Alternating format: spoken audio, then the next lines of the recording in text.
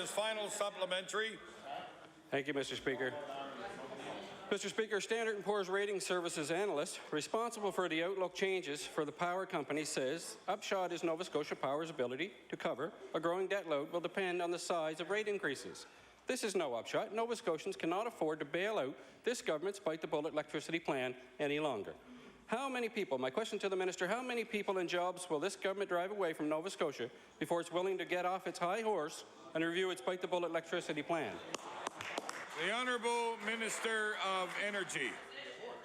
Thank you, Mr. Speaker. As I mentioned, the status quo is not an option any longer. We can no longer continue to rely on fossil fuels. We need renewable energy in this province, clean, green, renewable energy, and the estimated cost is somewhere between 1% and 2% a year over the next 5 years, and that's an investment in our future, an investment in lower power rates for Nova Scotians.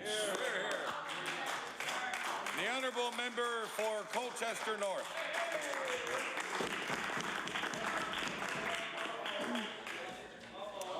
Mr. Speaker, math and literacy scores for students are important. They help us to identify the level of success our students are having in our public schools.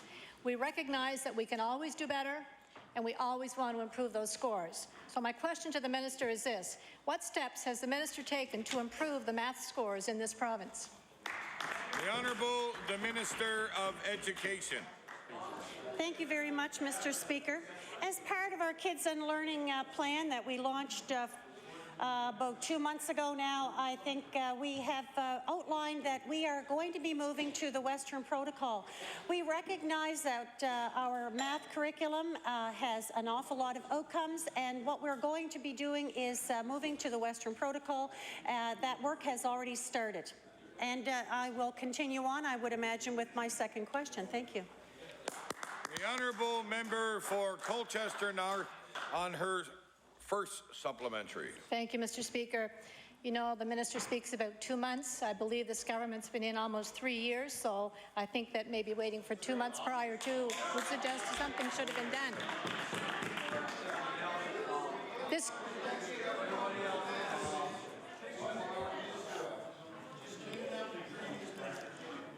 government... I'll remember that, John. This government has done nothing constructive, nothing designed to improve those math scores. Rather, they have cut funding to public education, eliminated math mentors, and forced school boards to reduce the number of classroom teachers. So my question to the minister is this: how would those cuts be designed to improve math scores? The Honourable Minister of Education. We are investing in our, thank you very much, Mr. Speaker. We are investing in our students' education. Our per-student funding is higher than it's ever been. And there's another piece here that I just would like to remind the member opposite, that over a 10-year period, we have had 30,000 students leave our system. Today, as we're standing here talking, there are 361 more teachers in the system today. Obviously, there's a disconnect there, and the department is working very, very hard on making sure that our children are going to succeed. So our investments are strategic to make sure our students are successful. Thank you. The Honourable Member for Colchester North on her final supplementary. Thank you, Mr. Speaker. I was pleased that the minister mentioned the Western curriculum. Students in Nova Scotia are very young, bright people. Our classroom teachers are well-trained, dedicated, and hard-working individuals. The solution the minister has referred to, she's going to do it now, 2 months she's decided, to adopt a new curriculum, in particular, the Alberta curriculum. Yet parents in the western part of Canada, in Alberta in particular, yeah, that's what it is. We don't have to do that.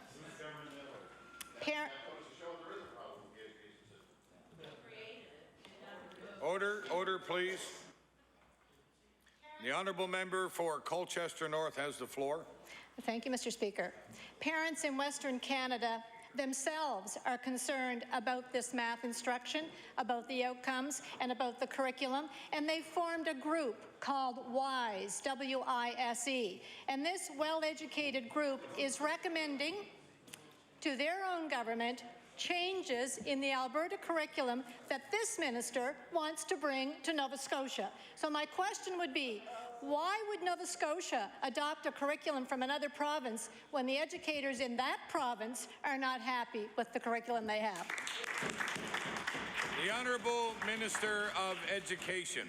Thank you very much, Mr. Speaker. We are working under with the Western Protocol, which has shown to have benefits for the students in certain parts of the province. The students that are exceeding in math have been following the Western Protocol, and this is something that has been adopted with consultation with our school boards that are looking forward to this curriculum being moved into our school system. Thank you very much, Mr. Speaker.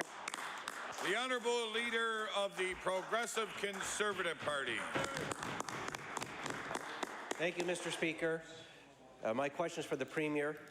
As all Nova Scotians are now only too painfully aware, the Premier promised when he was running to be Premier that he would not raise their taxes.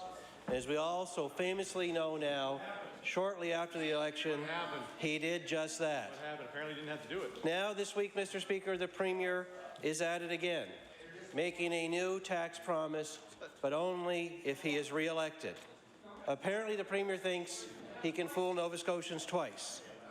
Mr. Speaker, in 2007, the Premier's own Minister of Finance spoke of the importance of keeping your promises. He said, and I quote, "A new promise is a poor substitute for a broken one." And I will table that quote for the Minister of Finance and for his Premier. Good quote. It's a good quote. Mr. Speaker, my question for the Premier, does he agree with his own Minister of Finance that a new promise is a poor substitute for a broken one? Honourable the Premier.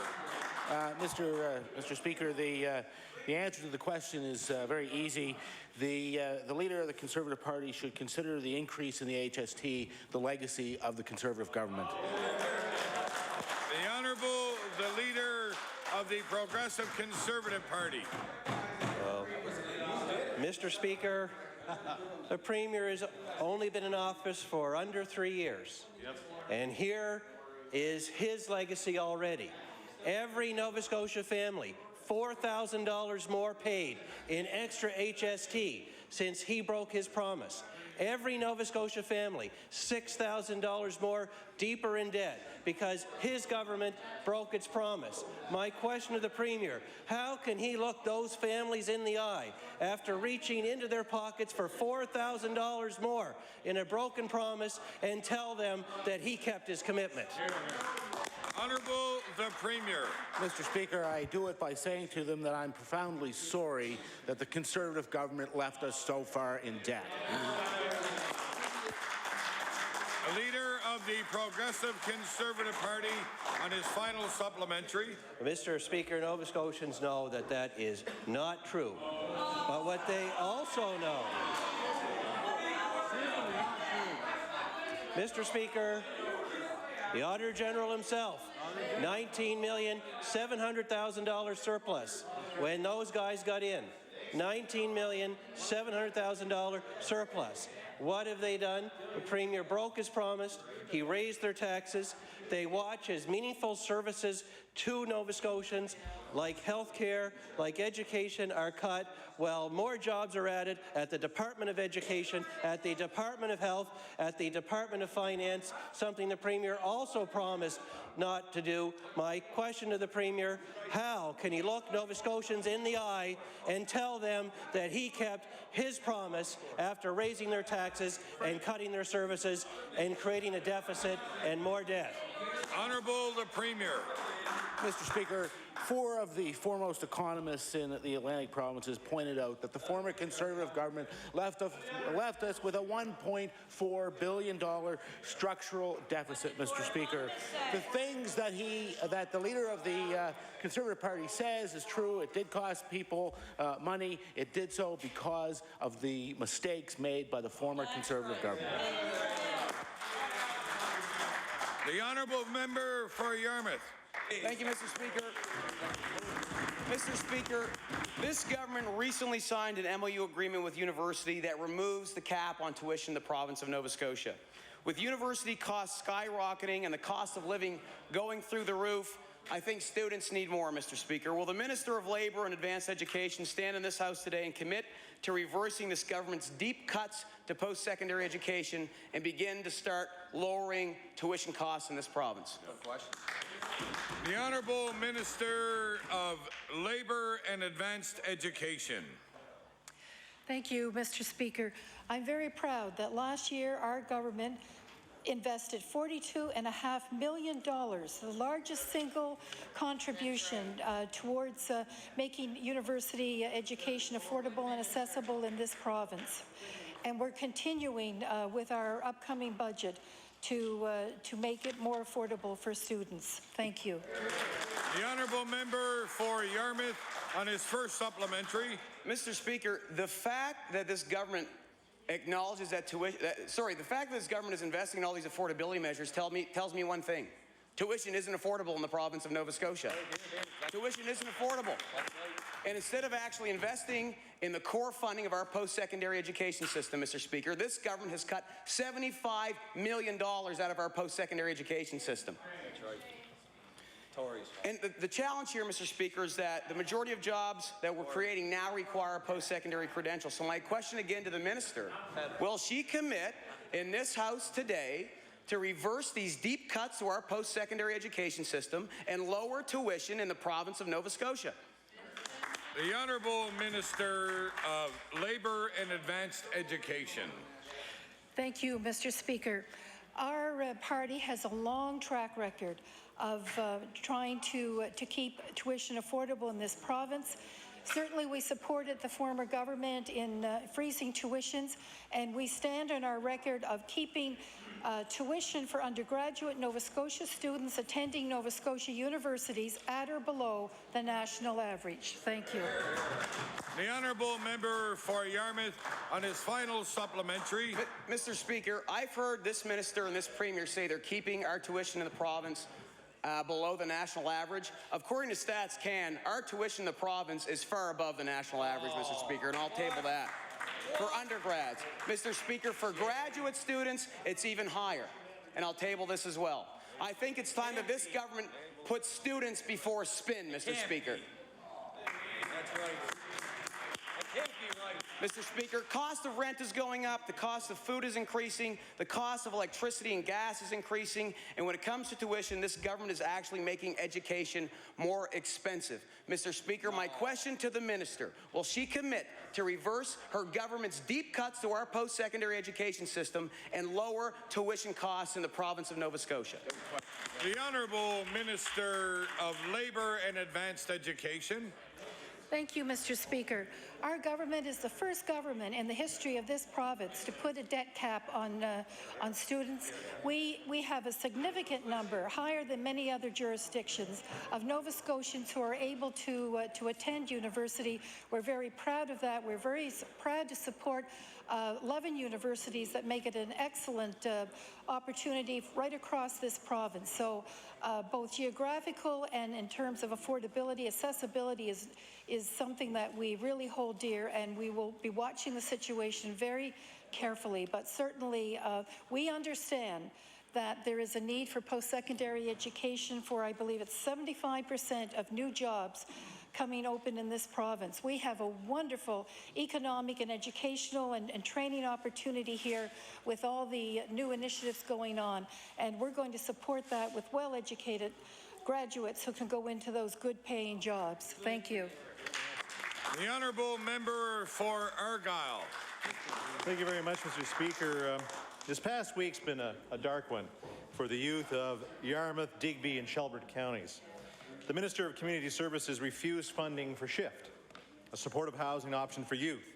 By forcing the facility to cut back their hours, the minister has shown her absolute disregard for our homeless youth. She took away the only option that many had for safe and supportive place to sleep. In only 14 months, SHIFT has made a huge impression on the community. Students and adults all over the counties have gathered to rally against the department's decision. Yet the minister insists that, of course, she knows best. Mr. Speaker, my question through you is for the Minister of Community Services. What amount of backlash from the community, with the amount of the backlash from the community, how can the minister justify her decision? Does she not believe that homelessness in rural areas is as important as homelessness in Metro? The Honourable Minister of Community Services. Mr. Speaker, myself as a minister and as a mother of a youth, and this government, for the first time, has developed a youth plan for support services across this province. The honourable member is talking about an organization that I personally sat down with, and that we talked to them about. The approach they were taking was not only a band-aid approach, but also a non-sustainable approach. We did not cut 1 cent from them, because from day one we have been open, we have been honest. We said we would not be supporting it financially. However, the board of directors came to us many times with a deficit running 20 to 30,000 every 2 to 3 months, and because we did not want to see the youth in a terrible position, we kept funding it. We made an agreement with them, and unfortunately, they reneged on the agreement. Thank you. Honourable Member for Argyle on his first supplementary. Thank you very much, Mr. Speaker. Now the facility is no longer able to offer services 24/7. They've been forced to cut back to regular business hours Monday to Friday. The minister knows that homelessness continues after the workday ends.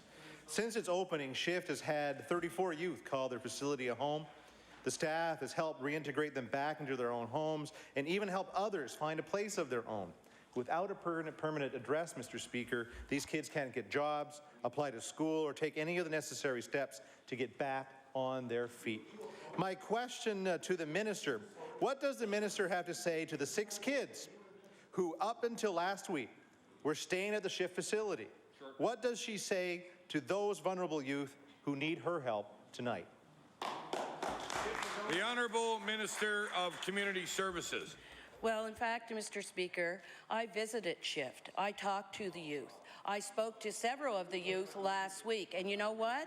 It amazes me when I had a conversation with them how brilliant and intelligent they are, because they agreed with the fact that we were rolling out a new model that youth could access across the province, and the fact is that it was a supportive hub model. And you know what amazes me? Those youth are acting more adult than the adults that are fighting about what kind of service, when we had an agreement with the organization. And what's happening is it's being played out, and I'm not talking about all the people of Yarmouth. I am talking about the politicians here that are trying to make political points out of a situation with the youth. And it's very unfortunate that these adults, as politicians, want to get brownie points out of this rather than working together in a restorative manner, which the organization at SHIFT promised they would do. And they're battling it now out in the media rather than at the table where the youth sat and talked to me. Thank you. Honourable Member for Argyle on his final supplementary. Thank you very much, Mr. Speaker. And I can't really believe my ears right now, because we went to a meeting. I know the member for Yarmouth and I were invited to a meeting, and there was 100 or so people that were there worried about what was going to happen to homelessness in Yarmouth. There was a rally where hundreds of students were able to express their disappointment with the government in front of Town Hall. These aren't just the politicians, as she's trying to say. These are actual individuals and concerned parents that are very concerned about what's happening at the SHIFT Society.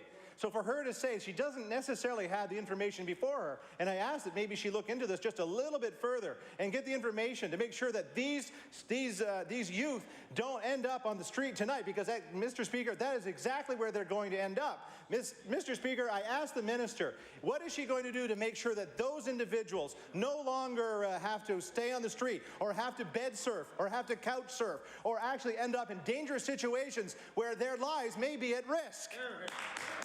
The Honourable Minister of Community Services. Mr. Speaker, the reason we have a plan and we have a strategy and we have partnerships. We have partnerships. We also have placements for each and every one of those youth that are there. But you know, it's so interesting, Mr. Speaker, how... Order, please. Order.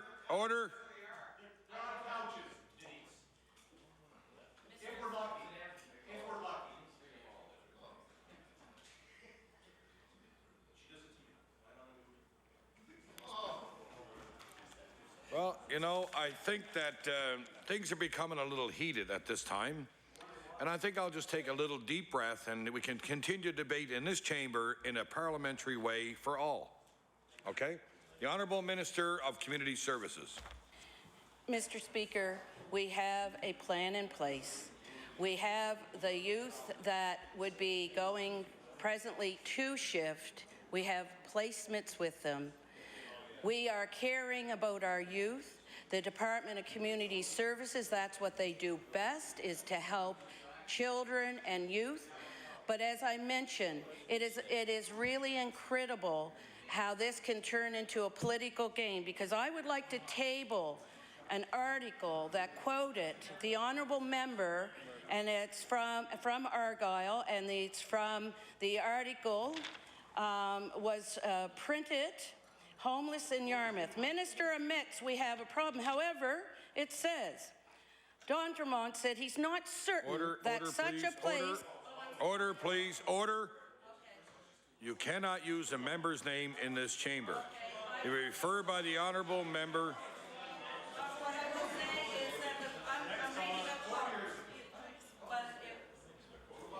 The honourable member for Community Services have the floor.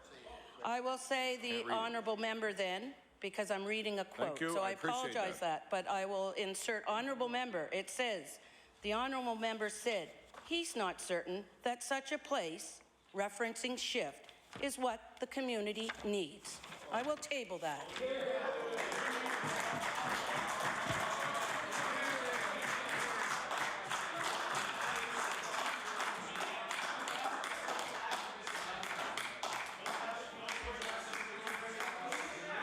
Order, please. Order, please. Order, please. Order, please. I will ask the honourable member to come to order now, or I will remove you from the chair out of the hall for the remainder of the day. Thank you. Referring to a member by name is improper to refer by any member by their name in any way during any proceedings in the House, included notice of motions while reading from documents such as newspaper stories. Understood? Thank you. The Honourable Leader of the Official Opposition. Thank you, Mr. Speaker. Yesterday's budget was yet another disappointment when it comes to addressing the challenges Nova Scotians experience from their healthcare system. DHAs, who are responsible for delivering frontline patient care, have been faced with their second consecutive year of budget pressures from this NDP government, and yet somehow are expected to do more with less. Given that the NDP was critical of healthcare wait times, Mr. Speaker, when they were running for election in 2009, could the Premier please explain why his government has delivered yet another budget that does the precious little to address Nova Scotia's #1 healthcare priority, wait times? Honourable the Premier. Thank you, Mr. Speaker. As the member opposite knows, as the Leader of the Opposition knows, we have now moved the administrative costs in healthcare from being among the highest in the country to below the national average. We've been able to take those costs out of the system. And Mr. Speaker, we have participated with the DHAs in merger agreements to ensure that the most cost-effective way of using the money in those district health authorities is used. So when we make those savings, we'll roll them into patient care, and that's why we're having success in improving our wait times, Mr. Speaker. The Honourable Leader of the Official Opposition on his first supplementary. Mr. Speaker, what I know is he's closing emergency rooms across Nova Scotia, and he's investing in senior administration staff for the Minister of Health Care, Mr. Speaker. Mr. Speaker, the average wait time for a diagnostic mammogram at the QE2 is now 97 days. In 2008, the same wait time was 70 days, Mr. Speaker. The wait for life-saving radiation therapy treatment for cancer patients in Capital District, Mr. Speaker, was 36 days. Mr. Speaker, is 36 days. In May 2008, the wait time, Mr. Speaker, in Capital District was 14 days. Our wait times are going in the wrong direction, Mr. Speaker. My question to the Premier, can the Premier explain how wait times for these procedures are going to improve? Honourable the Premier. Thank you, Mr. Speaker.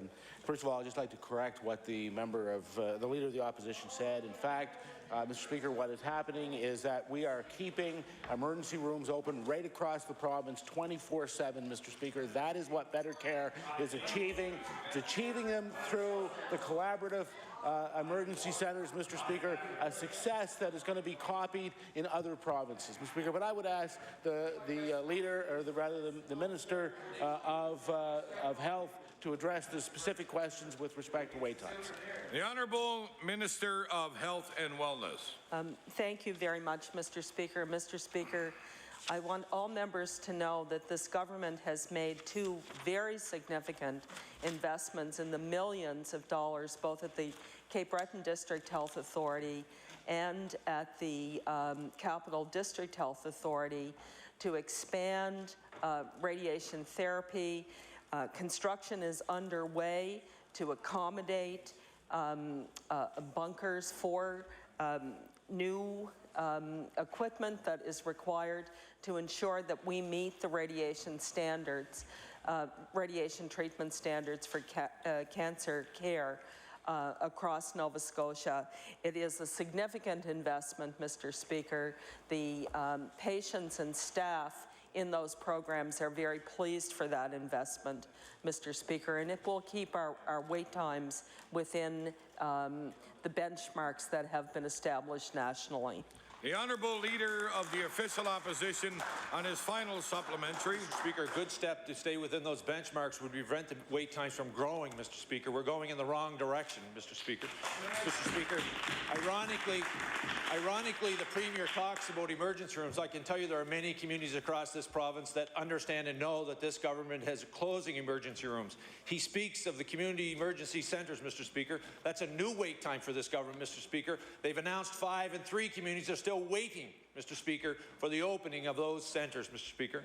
Mr. Speaker, my question for the Premier is, the NDP government campaigned to reducing health care wait times, Mr. Speaker, yet yesterday, Mr. Speaker, when the budget was introduced, wait time projects line in the budget had 0 beside it. Mr. Speaker, will the Premier please tell Nova Scotians how wait times will be addressed, given that the elimination of this budget line item would be indicated it's not a priority for his government? Honourable the Premier. Thank you, Mr. Speaker, for the opportunity to address this question. As I pointed out, we said we were going to deal with emergency rooms. We're doing that. It's being done in a crystal clear fashion, a plan to address them right across the province. With respect to wait times, Mr. Speaker, that's an easy one for me to answer. It's being done through the good management of the Department of Health. The Honourable Member for Kings West. Thank you, Mr. Speaker. Mr. Speaker, nearly 6 months ago, actually before we even started the fall session of the legislature, the Minister of Health told the DHAs to cut 3% from their budgets. According to the media release, the Minister wanted more time for planning to allow for the best possible decisions. The reality, however, is that DHAs will be making cuts in order to adhere to the edict from this NDP government. Given the increased planning time provided, why will members of the House be debating budget cuts without the benefits of the details contained in DHA business plans? My question is for the Minister. The Honourable Minister of Health and Wellness. Thank you very much, Mr. Speaker. Mr. Speaker, as members of this House know, it is under this government that my department has brought in the approval of business plans in the DHAs much earlier than has ever occurred in the past. In fact, at the beginning of the fiscal year. And Mr. Speaker, we will be doing that again this year. We've worked very closely with the DHAs, and I want to take an opportunity here publicly to thank the DHAs for the hard work that they have done. It is a challenge in our province with an aging population, a population that suffers from high rates of chronic disease, to control our health care costs. And we are probably the province in the country that is leading the way with respect to having done so, Mr. Speaker. And it has been done through the very hard work and dedication of the men and women who work in the DHAs across our province, Mr. Speaker. The Honourable Member for Kings West on his first supplementary. Mr. Speaker, Southwest Health has seen a budget decrease of close to $1 million over last year's estimate. Pictou DHA is facing a $1.4 million cut, and Gasher will be asked to cut $1.3 million from their 2011-12 forecasted expenditure. Mr. Speaker, these are the examples on paper. All DHAs have been asked to do much more with less, and yet we are not able to scrutinize the details. Given the Minister stated in a news release on October 14th, and I'll table that document, that a plan for approval would be submitted before the spring budget. Will the Minister confirm that she and/or her department are aware of DHA budget cut details as a result of approving the business plans? The Honourable Minister of Health and Wellness. Thank you very much, Mr. Speaker. Mr. Speaker, I'm working through the final details of the District Health Authority plans before I bring them to Executive Council, which is part of the process for budgetary approval, Mr. Speaker. And as soon as that process is complete, of course, we will be releasing those plans. But, Mr. Speaker, again, I want to say that it's a challenge to control costs. We are working very hard. We've reduced administration in our district health authorities. We have now a merged service initiative underway, which will see a further reduction in administration. We have gone through a process where we have protected patient care at the bedside, Mr. Speaker, and we have been able in this budget to reinvest savings into strategic areas of priority for our healthcare system, and I'm looking forward to having an opportunity to have fuller discussions with members of this chamber during the budget estimates in terms of what the details of our investment will be in our healthcare system, Mr. Speaker. The Honourable Member for Kings West on his final supplementary. Thank you, Mr. Speaker, and that was a very, very long no to my question. Mr. Speaker, 6 months of planning, 3% cuts for the second year in a row, and no details. Last year in the Annapolis Valley, the Berwick Clinic slashed its hours to save money in a budget freeze, $0 saved. That impacts patient care and puts pressure on the regional hospital ER. Other DHAs implemented or increased user fees to deal with health issues at a time when life is less and less affordable for Nova Scotians. My question to the Minister, will the Minister please indicate whether she will formally approve and release the DHA business plans before the end of this House session, or has she now conveniently slowed down the process? The Honourable Minister of Health and Wellness. Thank you very much, Mr. Speaker. Mr. Speaker, my experience with that member is that that member hasn't been all that capable of handling the details, Mr. Speaker. He seems to get them wrong quite often, Mr. Speaker, and but he will have an opportunity to have those details, Mr. Speaker, as we work through the final iterations of the DHA budgets. The honourable member for Dartmouth North. Thank you, Mr. Speaker. Mr. Speaker, my question today is for the Minister of Community Services. Mr. Speaker, the community of Dartmouth North is made up predominantly of 60% multi-unit dwellings, and in recent conversations with private landlords, our discussion centered around increases in power rates, increases upcoming in water rates, thus resulting in increases in rental costs. Mr. Speaker, one of the conversations also centered around the fact that a number of landlords are more apt to not want to rent to individuals who reside or are on income assistance because they simply don't have enough funding. So my question to the minister is, why does her NDP government not agree to increase shelter allowances? The Honourable Minister of Community Services. Thank you, Mr. Speaker, and thank you to the member for the question. I have referenced this in the past, and the fact is I know it's quite difficult in understanding the shelter rates, but history has shown, unfortunately, when those shelter rates go up, that the rent tends to automatically go up because the landlords know that there's an increase. So what we've been doing within our department is offering many different programs that people could access, which would increase their income level. And we've done a very good job of that over the last several years in government. Thank you. The honourable member for Dartmouth North on his first supplementary. Mr. Speaker, poverty reduction tax credits, affordable tax credits are only good if you can wait every 4 months for funding. Mr. Speaker, Nova Scotians are hungry now. Mr. Speaker, Nova Scotians have to pay power bills now, and every month they have to pay rent. And Mr. Speaker, interestingly enough, you don't qualify for those tax credits if you're actually homeless.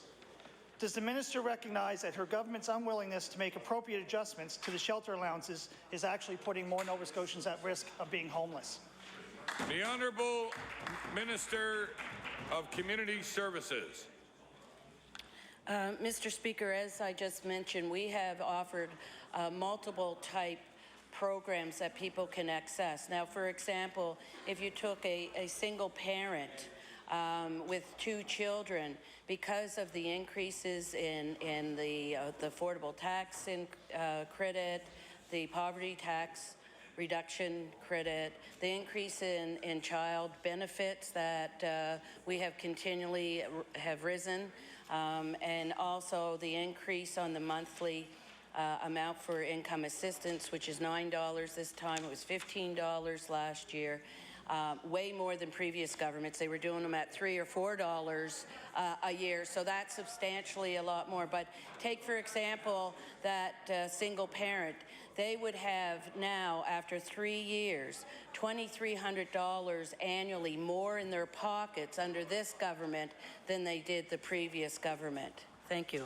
The honourable member for Dartmouth North on his final supplementary. Mr. Speaker, the real issue is that we're seeing more youth that are at risk of being homeless or who are actually homeless. We're seeing more individuals, men and women, who are struggling, and at the shelter allowances now, they simply cannot pay the rent.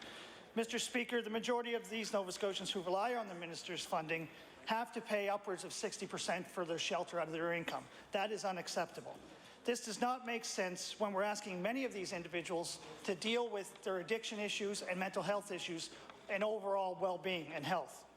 If we don't deal with these issues now and the issue of shelter allowance, these individuals will find themselves relying on another system, one with a much greater cost, Mr. Speaker, and that's unfortunate for Nova Scotian taxpayers and those individuals. So my question to the minister is, when will we see a real housing strategy come out with the announcement last year of the federal funding, and will that housing strategy include an increase in the shelter allowances? The Honourable Minister of Community Services. Thank you, Mr. Speaker. The housing component is very important to us. We've talked about that a lot, and that we have invested millions and millions with the assistance of the stimulus package into housing. We just went through 3 years of upgrading and building new housing. Once again, I said about the multiple programs that we are offering. I think another good example is you could take and this is for what we often term as working poor.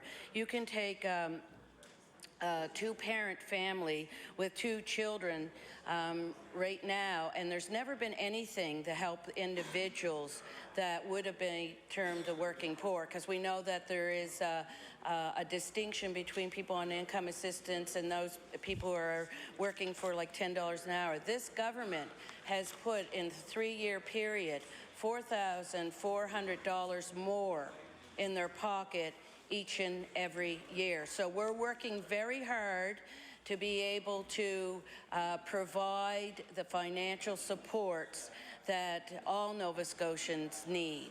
Thank you. The honourable member for Kings West. Thank you very much, Mr. Speaker. Mr. Speaker, it is my hope this time that the Minister of Health will answer the question and not get personal. Nova Scotians expect better from their minister. Mr. Speaker, yesterday we heard the Minister of Health and Wellness attempt to defend the indefensible when it comes to child and youth mental health services. Mr. Speaker, I would like to table a letter the NDP sent to the Mental Health Coalition during the 2009 election. Contained in the letter is the following statement. The Conservatives decided if you can't fix a problem, then you can pretend it doesn't exist. In 2005, Capitol Health ordered a change in how wait times would be measured. They scheduled appointments far in advance and removed people from the wait list while they were still waiting. The number of people waiting appeared to go down when it was actually rising. I tabled the document.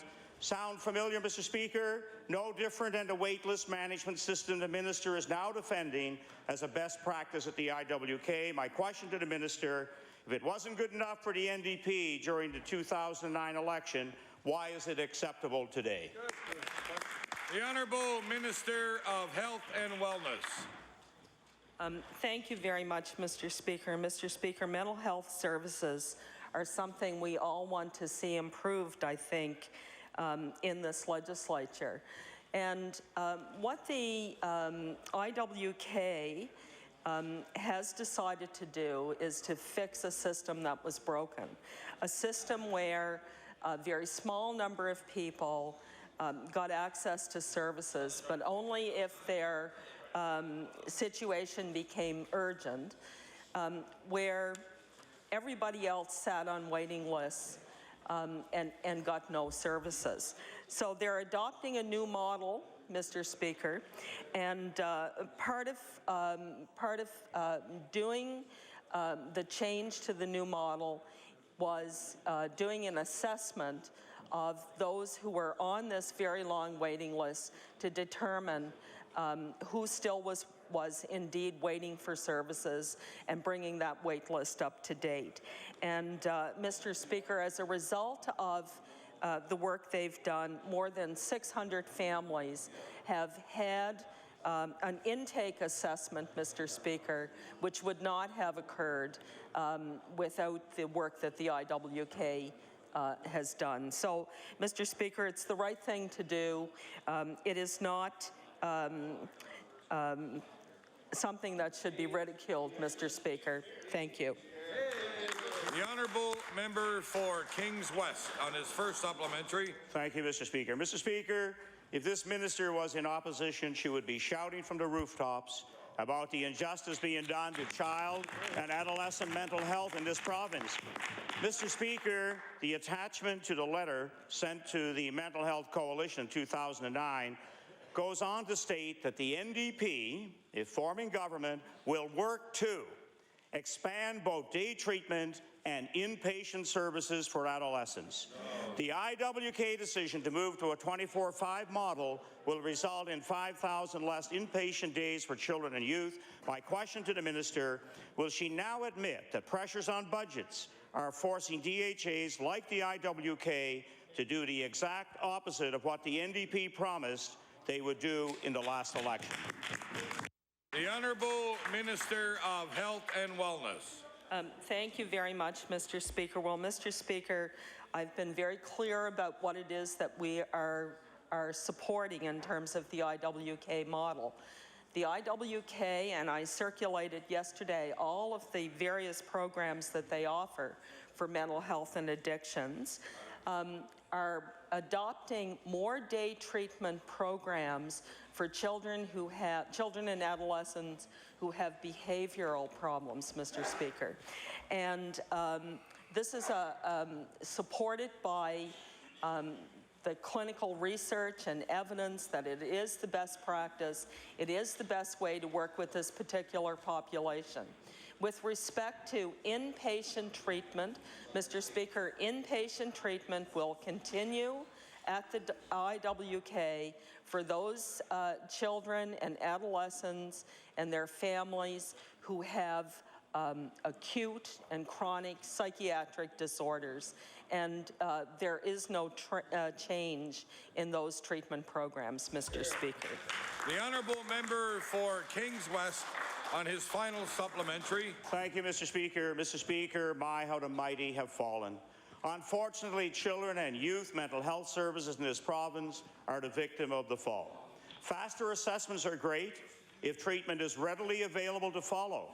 Otherwise, children and youth suffering from mental health issues continue to wait and suffer. My question to the Minister, given in 2009 you committed to more inpatient services, why are you allowing the layoff of 22 frontline health workers?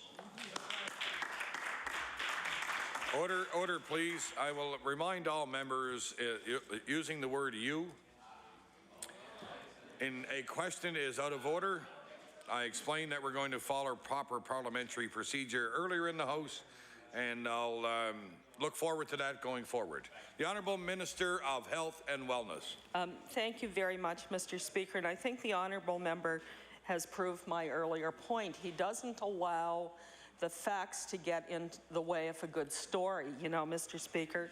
But the truth of the matter, Mr. Speaker,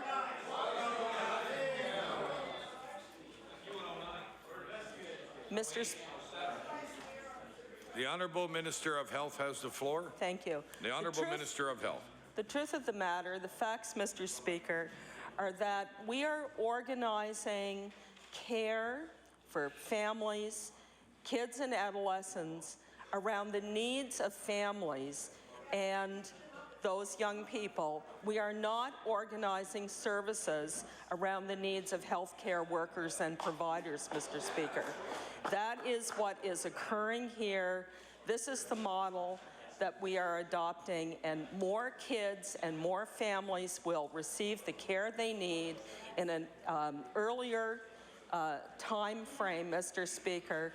It is the better care sooner that we committed to, Mr. Speaker. The Honourable Member for Glace Bay. Thank you, Mr. Speaker. This NDP government has done little to protect rural communities in our province. All regions outside Nova Scotia have experienced population decline since 2009. The provincial government has a responsibility to identify and address the specific problems that Nova Scotians face every day, Mr. Speaker, and no job as a government is more important than this. 3 years in, we have seen no sign of a clear and well-defined plan. So my question, will the Minister of Economic and Rural Development and Tourism explain to the people living in rural Nova Scotia why he has not provided a plan to keep them living and working in their communities? The Honourable Minister of Economic and Rural Development and Tourism. Thank you, Mr. Speaker. Mr. Speaker, after 20 years of the lowest economic growth in the province of Nova Scotia, when we came into government, Mr. Speaker, we recognized this, Mr. Speaker. We developed a plan. We developed a plan for all Nova Scotians, Mr. Speaker. It's called Jobs Here, which really addresses a large part of the issues that have confronted rural Nova Scotia, Mr. Speaker. And Mr. Speaker, after the Jobs Here plan has been rolled out now for over a year, the proof is certainly in the pudding, Mr. Speaker. The Honourable Member for Glace Bay on his first supplementary. Thank you, Mr. Speaker. Since 2009, the Annapolis Valley has seen their labour force shrink by 8.6%. This is on top of overall population decline in that area. People in that region are finding it harder and harder to get work in their communities, and after a certain point, they simply leave. My question to the minister: has the minister expect to reverse rural out-migration without a plan that will tell Nova Scotians what he plans to achieve, and more importantly, how he plans to achieve it? The Honourable Minister of Economic and Rural Development and Tourism. Thank you, Mr. Speaker. Mr. Speaker, we do have a plan. I've stood here in my place many times during the last session. It is called Jobs Here, Mr. Speaker, and we are proud of the Jobs Here activity. Mr. Speaker, we've created, under the Jobs Here initiative, we created over 200. We saved over 2,000 jobs in the province of Nova Scotia, just in the forestry industry alone, Mr. Speaker. Is that member suggesting that we shouldn't invest in those jobs, Mr. Speaker? The Honourable Member for Glace Bay on his final supplementary. Mr. Speaker, with the exception of Halifax, people are moving out of all regions of this province. It's simple to understand. No plan, no jobs. No jobs, people move elsewhere for work. If we look to southwest Nova Scotia, we see an example of another disturbing trend, and one that further explains why this minister needs to get a plan in place now. Since 2009, full-time employment has decreased by 6.7%, while part-time jobs are up 22%. So my question to the minister: how many part-time jobs with little or no benefits? How many part-time jobs does the person in rural Nova Scotia have in order to make ends meet and pay the bills? The Honourable Minister of Economic and Rural Development and Tourism. Thank you, Mr. Speaker. Mr. Speaker, my first comment, and I will table this, is this chart will show to you, will indicate the employment increase. We have more people employed in Nova Scotia now than any time in its history. Mr. Speaker, we've done investments in rural Nova Scotia, Mr. Speaker. Mr. Speaker, is that member over there saying that we shouldn't invest and build it in Cape Breton, Mr. Speaker? Mr. Speaker, is that person saying that we shouldn't invest in Ontario's and Son and shipbuilding down the southwest region, Mr. Speaker? Mr. Speaker, is that member over there saying we shouldn't invest it in the Shelburne shipyard, Mr. Speaker? Mr. Speaker, is that person over there saying that we should invest it in Goldwater, Mr. Speaker? We've made investments, Mr. Speaker, and we will continue.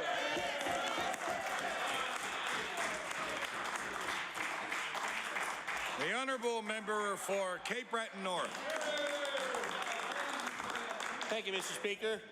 Yesterday, the Minister of Education told the House she was looking forward to April 20th, the day she will receive the priorities of school boards. She said that's when decisions will be made. Well, Mr. Speaker, it seems to me that decisions have already been made, and the Minister made the decision without any opinions of the Halifax Regional School Board. Mr. Speaker, will the Minister explain today why she did an end run around the Halifax Regional School Board, and why did she announce a capital project based on political needs rather than the requirements of the school board? The Honourable Minister of Education.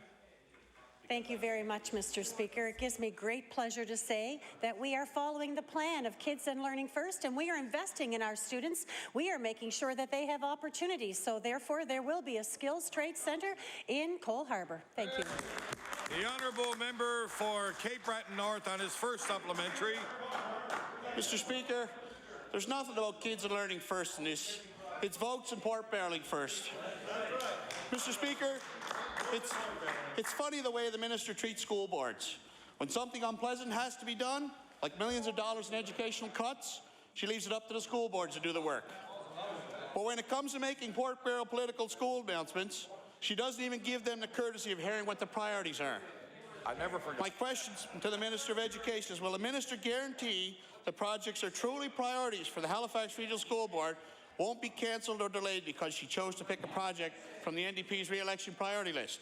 Will she guarantee that projects in Sheet Harbour and Helens County and elsewhere won't fall victim to her political agenda? The Honourable Minister of Education. Thank you very much, Mr. Speaker. April 20th, the priorities of the school boards will be coming into the department, and we will look at those priorities and we will make our decisions based on what our school boards are telling us they need in each of the jurisdictions. Thank you. The Honourable Member for Cape Breton North on his final supplementary. Mr. Speaker, if the announcements are coming, or the priorities are coming out in April the 20th, how come the announcement was made before that? One of the reasons the Premier actually, with a straight face, for building the new high school is to house some students when renovations to another school are being done. Mr. Speaker, that's laughable. I know you don't build a new house when you need to remodel a kitchen. Mr. Speaker, my question to the Minister, will the Minister admit today that her boss, the Premier, overreached when he gave the flimsy excuse of building a new school? Will she admit that her decision to build a school was for votes and pork barreling first? The Honourable Minister of Education. Thank you very much, Mr. Speaker. The Cole Harbour area was actually identified many, many years ago when Howard Windsor was the superintendent. And I know that there's been a call for either skilled trades or a flexible school in Cole Harbour. This has been something that's been a priority for many, many people. The issue of providing Cole Harbour with skills trade. And following along with my comments on Kids and Learning First, this is providing the opportunity of students in all the surrounding areas to be able to get skills trade development right in their own community. I stand behind this decision. This is a good decision for Nova Scotians. Thank you. The Honourable Member for Bedford Birch Cove. Speaker, at a housing and homelessness conference held in Halifax last November, the Minister of Community Services announced that her department was developing a homelessness and housing strategy.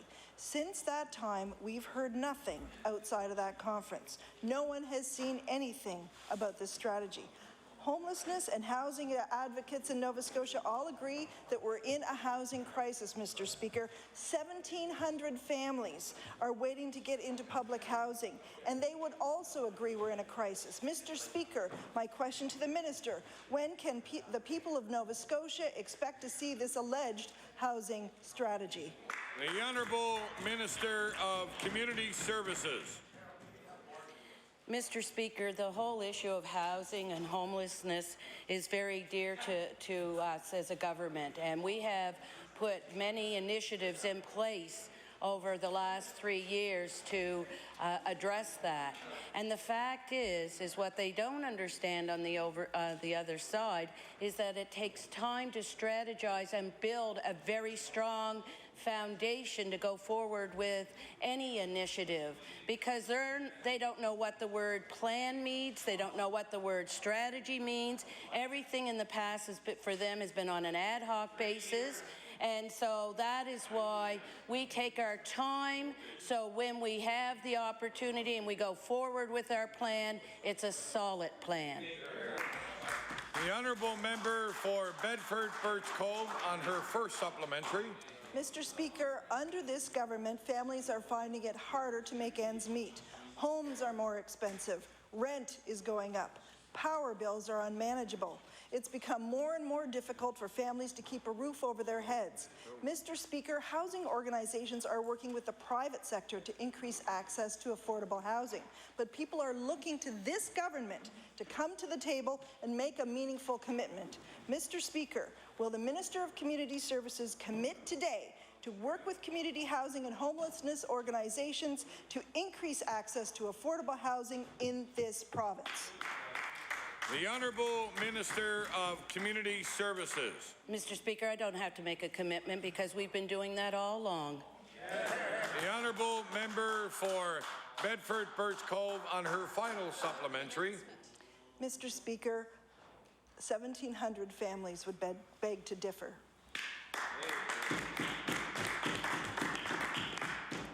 And that number does not even include the many families who are renting, but they don't know where their next rent check is going to come from, those that are couch surfing and not sure when they're going to be tossed out on the street, and those who are worried about losing their family homes because they simply cannot make ends meet under this NDP government. Mr. Speaker, will the minister tell members of this House today what she is going to do to get these 700 families into homes? The Honourable Minister of Community Services. Mr. Speaker, we have been doing a lot. And what we've been doing is investing in affordable housing. We have been developing strategies. We have been meeting with the shelters. We have created new shelter programs with hub supports that have never been in this province before. And as I said earlier, you take a family of 2 parents with 2 children. Because of this NDP government, they have $4,400 more dollars. That's an increase of 23% more in their income, and they would never even touch something like that or even consider it, and that's from all the good work that this government is doing. The Honourable Member for Bedford Birch Cove on a new question. Thank you, Mr. Speaker. Mr. Speaker, the gap between what men earn and women earn is increasing here in Nova Scotia. It's decreasing across Canada. Women and families are finding it harder to make ends meet. My question, did the minister responsible for the status of women raise any concerns with her cabinet colleagues about this increasing wage gap and how this government is making life more difficult for women and families to make ends meet? The Honourable Minister of Status of Women, the Honourable Minister of Labour and Advanced Education. Thank you, Mr. Speaker. Certainly for generations we've known that there has been a wage gap between men and women. And despite claims to the contrary, actually in Nova Scotia, the wage gap is shrinking. And certainly, when we look at the statistics available through Stats Canada, between 2008 and 2010, the median hourly wage for women increased by $2, whereas the median wage for men increased by $1.15. Now, that's not to deny that a lot of our service and domestic and the lower paying administrative and service jobs predominantly are staffed by women. And that's one reason that our government is upskilling, providing all kinds of training opportunities so that more and more women can move into the higher paying full-time jobs in this province. The Honourable Member for Bedford Birch Cove on her first supplementary. Thank you, Mr. Speaker, but just so the minister is aware, her government was not in 08, and if you look at the Stats Can figures for 09 on, in fact, the wage gap is increasing. Mr. Speaker, this government has slashed health budgets. Women make up over 80% of the health workforce. These cuts affect women's employment, and women will have to take on more caregiving responsibilities as this government puts off doing anything to reduce wait times. Mr. Speaker, I'll ask my question again. Did the minister raise any concerns with her cabinet colleagues about the impacts these health cuts are having on women and their families? The Honourable Minister of Labour and Advanced Education. I think we've always recognized that policy, budget, and legislative decisions impact differently on women than they do men. And that's one reason that our government has strengthened the gender-based analysis on all policy changes and recommended strategies in this province. And so we take very seriously we look very seriously at that lens and do that analysis. We have invested heavily in programs that support women going into non-traditional fields that often have higher paying wages. And certainly This is a complex issue, and we are looking at a breadth of different solutions in order to increase women's prosperity in this province. Thank you. The honourable member for Bedford Birch-Cove on her final supplementary. Thank you, Mr. Speaker. Over the past 2 years, this NDP government has slashed public education funding by $65 million. Women make up nearly 70% of the education workforce. Women's employment is being affected by these cuts. When schools are looking for more volunteers to deliver the services, it's women who are going to end up filling that service gap. And above all, women are concerned that their children's education is suffering under this NDP government. Mr. Speaker, my question for the third time, did the Minister for the Status of Women raise any concerns to her cabinet colleagues about the impact cuts to education have on women and their families? The Honourable Minister responsible for the Status of Women. Thank you, Mr. Speaker. As I've mentioned earlier this year, we have strengthened both the membership of the Advisory Council on the Status of Women. They are giving good advice on impacts on policy and other government decisions. Certainly, the breadth of factors that are taken into account when any decision is made by this government is as thorough and carefully analyzed as possible, and we are taking steps to alleviate any, to mitigate any negative impacts. We have increased the breadth of upskilling, of training and education programs for women and girls in this province, and we are very encouraged with the uptake. Thank you. The honourable member for Preston. Thank you, Mr. Speaker. Mr. Speaker, the NDP has waited until November 2011 to inform Nova Scotians about how to apply for the Heating Assistance Rebate Program.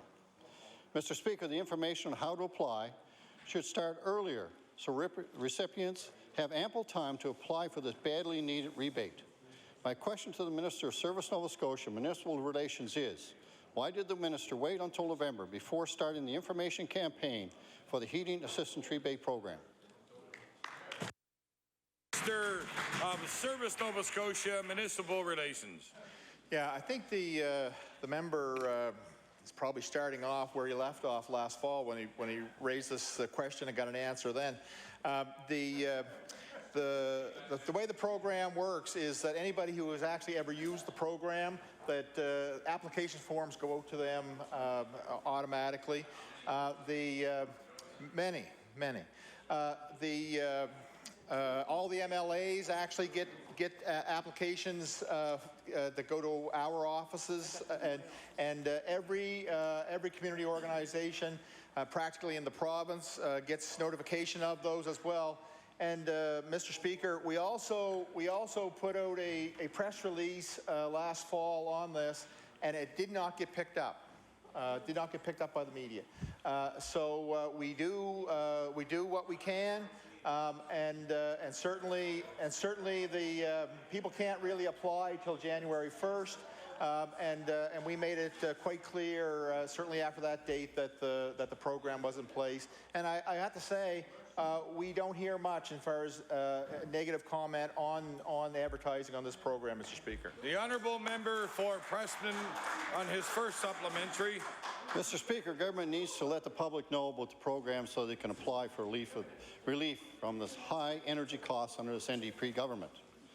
In the past, the budget has been underspent because the NDP did not ensure that Nova Scotians knew about the program in a timely manner. My question to the Minister is, was the budget for the Energy Assistance Rebate Program underspent this year again as well?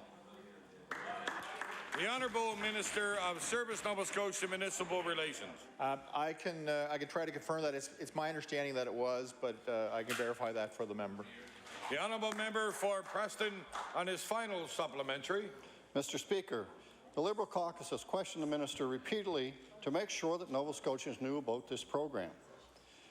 And the people of Nova Scotia need to know much earlier.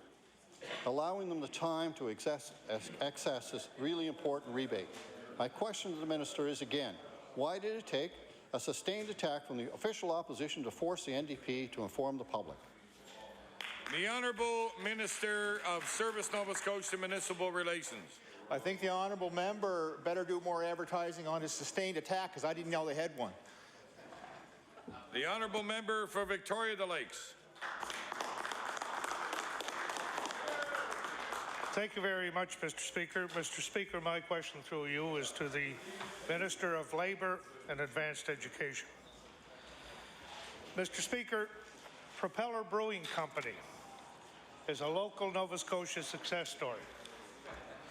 In allnovascotia.com today, we learned that its workers are waiting to find out if they will become unionized. Mr. Speaker, for the last 6 or 7 years, Order, please. The time allotted for oral questions put by members to ministers has run out. I will now recognize the Honourable Member for Kings West on an introduction. Thank you very much, Mr. Speaker. And I'd like to draw the attention of the House to the West Gallery, where Kelly Murphy, an IWK mental health worker and NSGEU board member, is present today for the proceedings. If we could give her a warm welcome.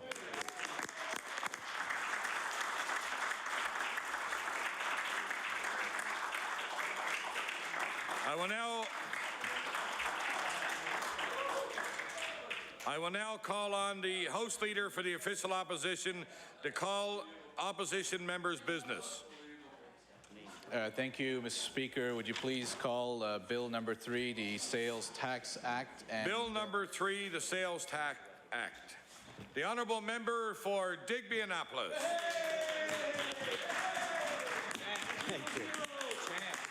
Thank you, Mr. Speaker. I'm just going to be brief, but I would like to move the reading of Bill number 3, and this bill provides a rebate of the portion of the provincial income tax to people who have to bury loved ones in this province. And this bill has been around this House for 5 years. This is the 5th time it's been reintroduced into this House, which I said the other day, and it came about on December the 10th, 2007 was the first submission, or first time it was tabled by this party. And it's been 5 times since then.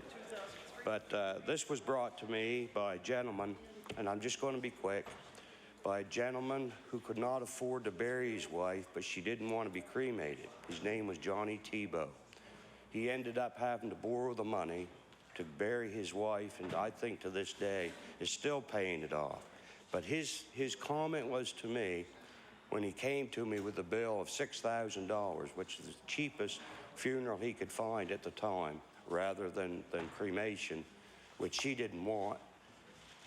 The tax on that bill was approximately $900 on a $6,000 funeral, which that man, after having 12 children brought on this earth into this province and not 2 pennies to rub together, had to go out and borrow that money and pay this province $900 in taxes, and is paying it to this day. And I told Mr. Tebow, Johnny Tebow, that I would do my best and work to see if I can help other people in this province who don't have to pay this tax. So, with that, Madam Speaker, I'm taking my seat, and I'm hoping that this bill continues forward.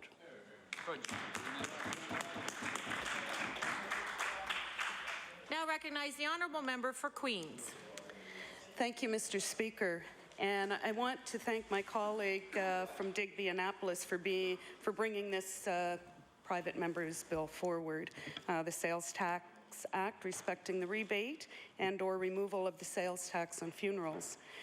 I also want to take the time to acknowledge the many Nova Scotians who have gone through and will go through the grieving process of a loved one, while at the same time, some of those families also struggle with the burden of funeral expenses and related costs. I also would like to remind the member that it was in 1996 when the then Liberal government actually brought in the harmonized sales tax, which included sales tax on funerals and their expenses and other related costs. And you know, certainly back in 1996, and certainly since, Madam Speaker, in 1996 when the then Liberal government brought in the harmonized sales tax, we do know that there was some broad public consultation on what that sales tax would exclude, and unfortunately funerals were not discussed at that time. I also want to acknowledge, Madam Speaker, the many members of this House over the years who have also advocated for some sort of tax relief for families who are paying the financial burden of funeral costs.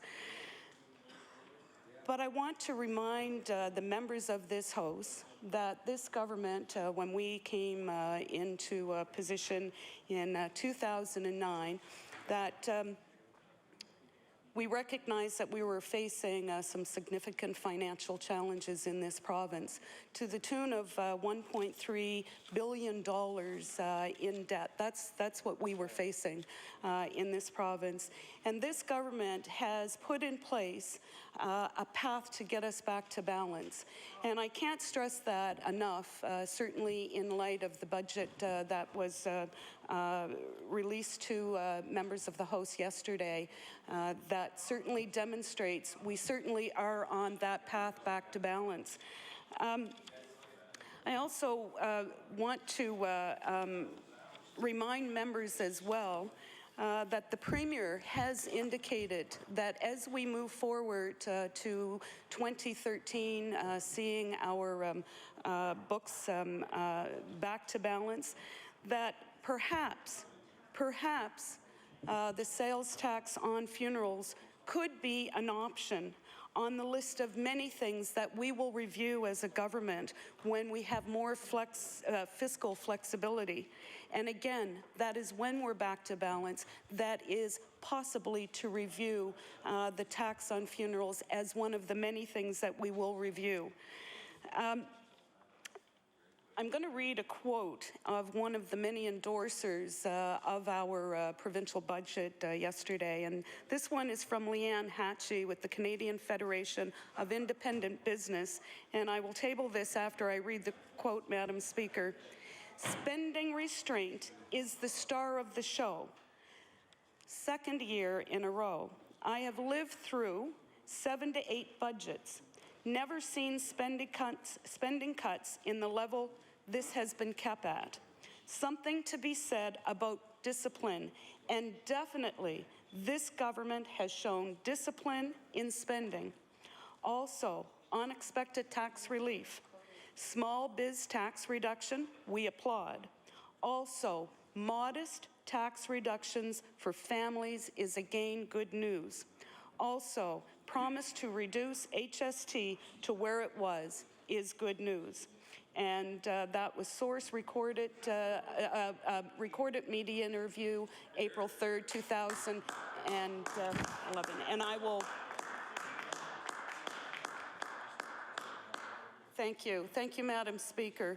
And not only Leanne Hatchie with the Canadian Federation of Businesses, but many people around the province are now recognizing that we are certainly keeping our commitments to getting us back to balance. And Madam Speaker, because I'm speaking to Bill 3, the Sales Tax Act, I want to take the members in the House here through the number of tax initiatives that this responsible government has put in place in this year's 2012-2013 budget. We are committing and have committed through our budget $7.5 million in personal income tax credits. The budget 2012 sees an increase in the dependent amount to $8,481 to match the basic personal amount, which will provide savings of $1.4 million with an average benefit of $99 for about 14,000 tax filers in Nova Scotia. We're also demonstrating a that personal tax credit for the increase in the spousal amount to $8,481 to match the basic personal amount.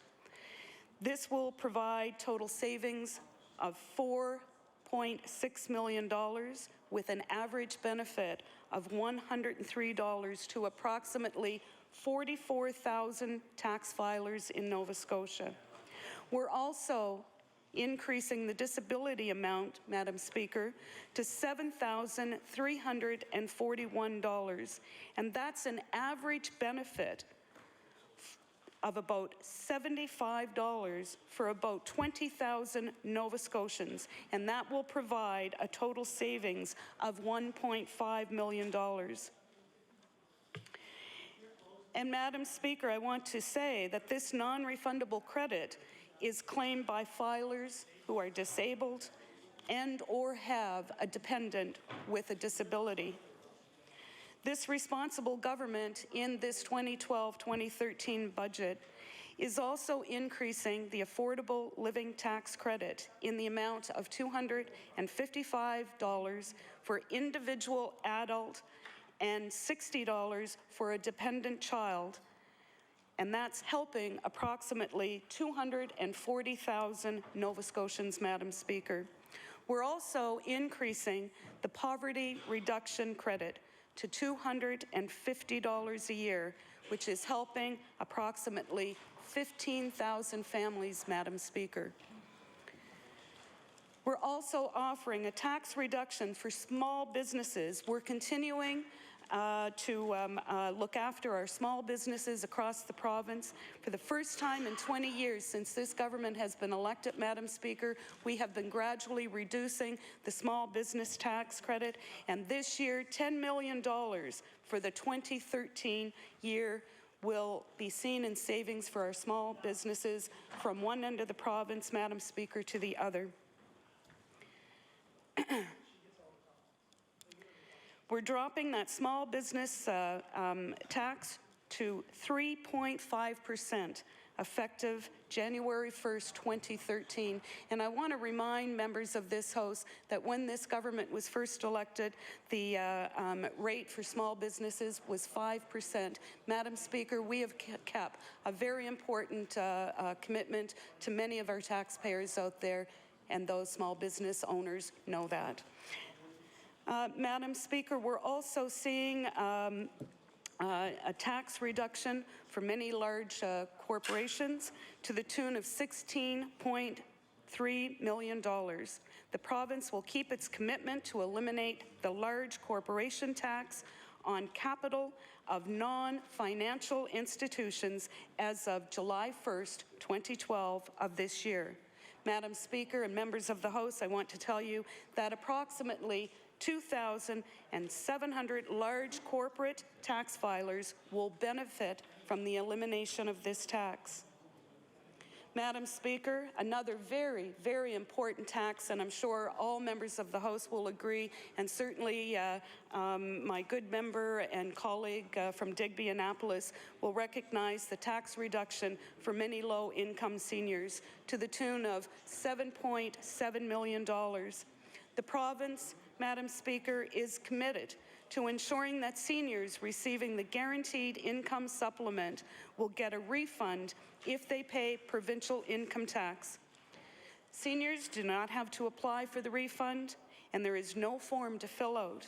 However, it is important that seniors receiving GIS file their tax returns annually in order to receive this very important tax reduction.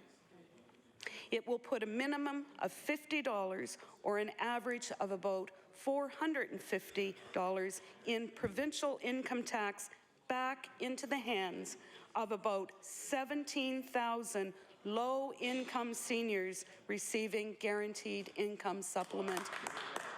And Madam Speaker and members of the House, what I want to remind you is this is a government that is on the path back to balance. We are acting very responsibly. we recognize as a government that we cannot do everything at once in the first couple of years, Madam Speaker. I also want to tell you about another very attractive tax incentive, and that's the graduate retention rebate. And Madam Speaker, that's costing government $11.2 million, and this is going to provide an incentive for new graduates to live and work right here in Nova Scotia. We're also providing an equity tax credit and labor-sponsored venture capital tax credit of $6.6 million. The equity tax credit and labor-sponsored venture capital tax credit were scheduled to expire on February 29th, 2012, and they both have been extended for a 10-year period, Madam Speaker, to February 28th, 2022. Madam Speaker, again, I will say that this is a government that is being very responsible. We are on the right track. We have a very logical course to getting ourselves back to balance. The Minister of Finance yesterday, in his budget address, indicated to members that indeed we are on the right path, Madam Speaker. And as much as I know that the member from Digby, Annapolis, his heart is in the right place, absolutely. He has stood on his feet time and time again in this House, advocating for the members in Digby and his constituents, as we all do. But the reality is, Madam Speaker, as I said earlier in my comments, that government can't do everything that it wishes it can do. And I can assure you that the Premier is very committed in reviewing all of those things that we would like to see in that back-to-balance budget in 2013. And as the Premier had indicated in previous comments, we are committed in reviewing that sales tax portion on funerals. Again, I will remind members, it is a review of all things that we would all like to see at some point in time as a governing body responsible for the finances of the province. Madam Speaker, I am very proud of this government and the path we are on. We've faced some very significant challenges. The fact that we had to raise the HST in our first year was a very, very difficult task for this government to undertake.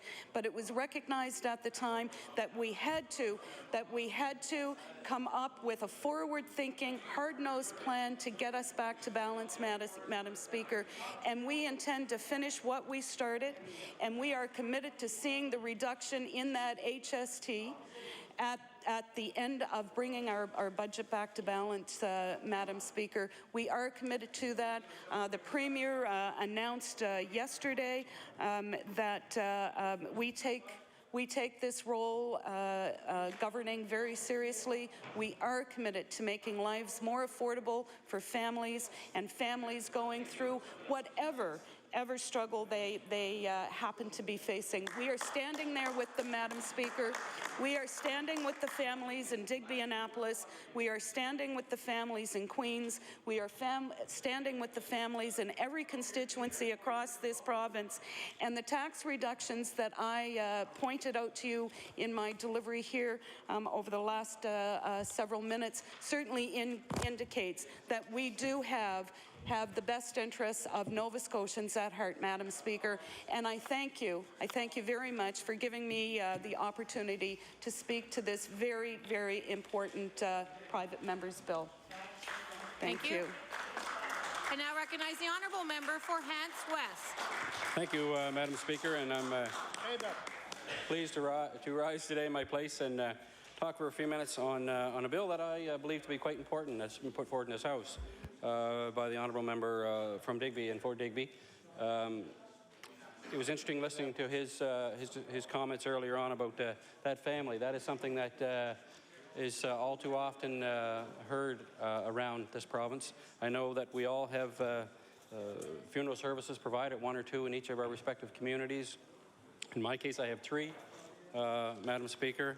And when you look around, you look at the people, they're seniors, We've heard discussion about seniors today and apparently how much the government is doing for seniors, yet this would be a big step, but one apparently that the government does not agree with in helping out the senior population and allowing them to plan going ahead knowing what those costs are going to be.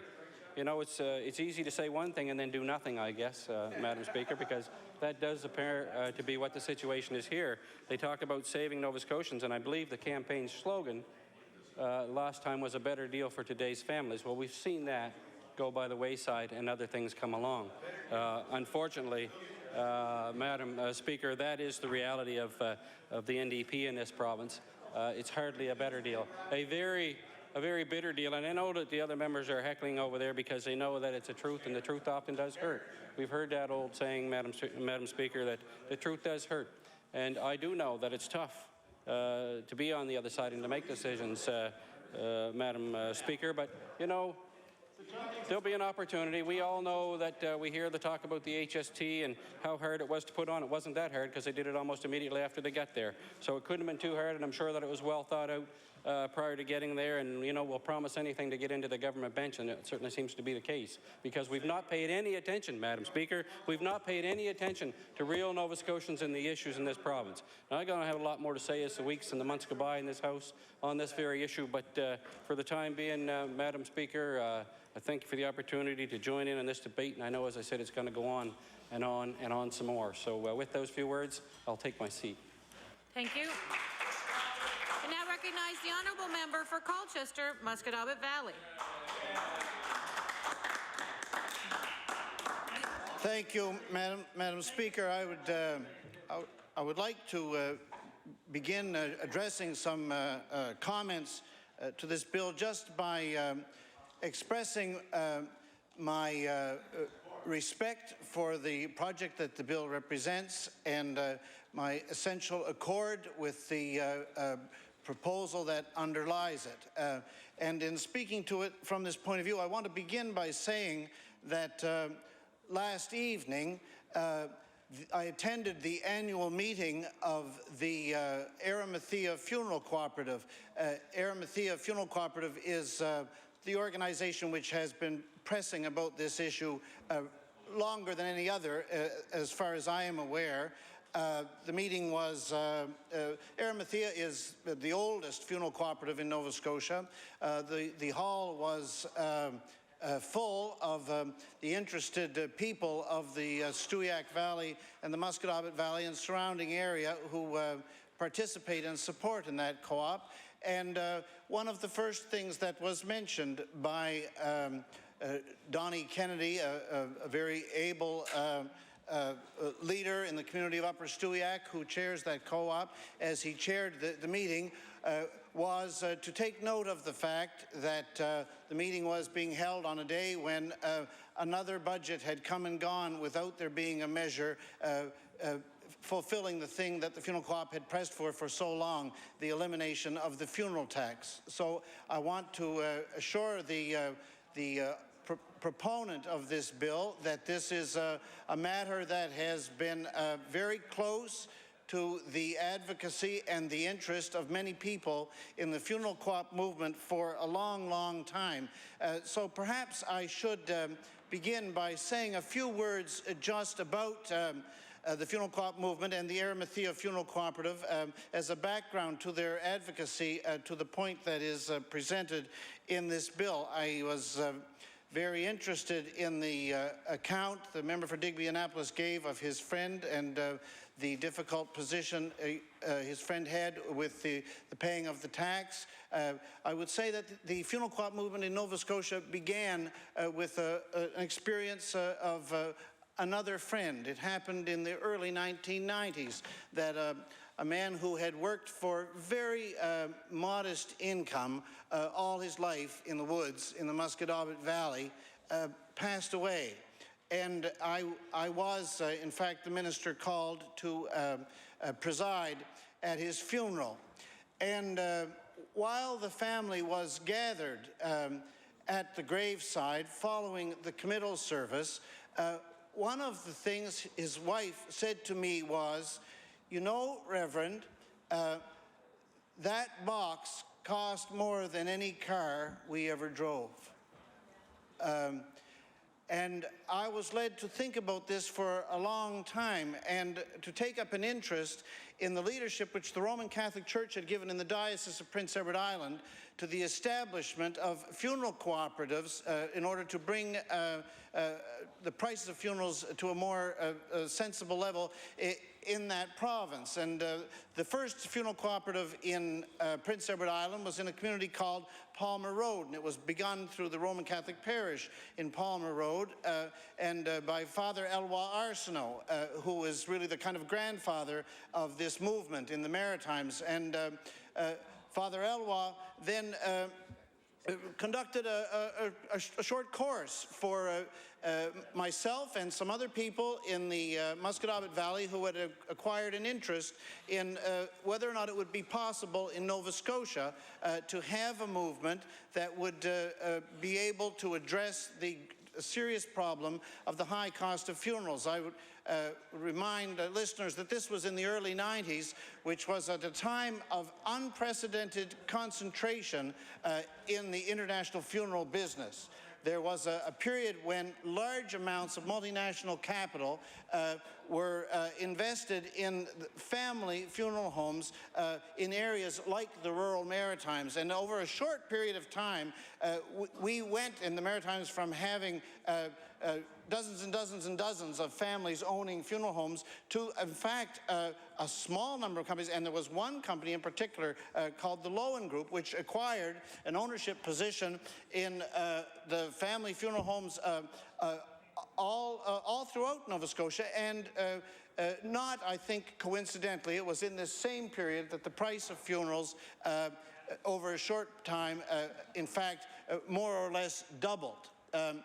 And at that time, there was a kind of a conundrum in Nova Scotia, and that was that there were funeral co-ops across Canada trying to conduct burial services in a dignified, simplified, less expensive way. And the question was, well, why are there none of these in Nova Scotia? And the answer, part of the answer was that there was a peculiarity in Nova Scotia funeral regulations that at the time prohibited Nova Scotians from undertaking the kind of initiative that had been undertaken in Prince Edward Island.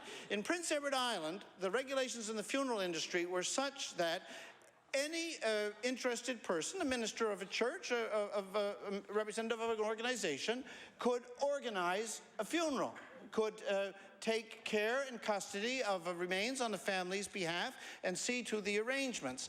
But in Nova Scotia, in order for a person to take on that responsibility, it was the case, as it still is today, that a first person must have a license as a funeral director.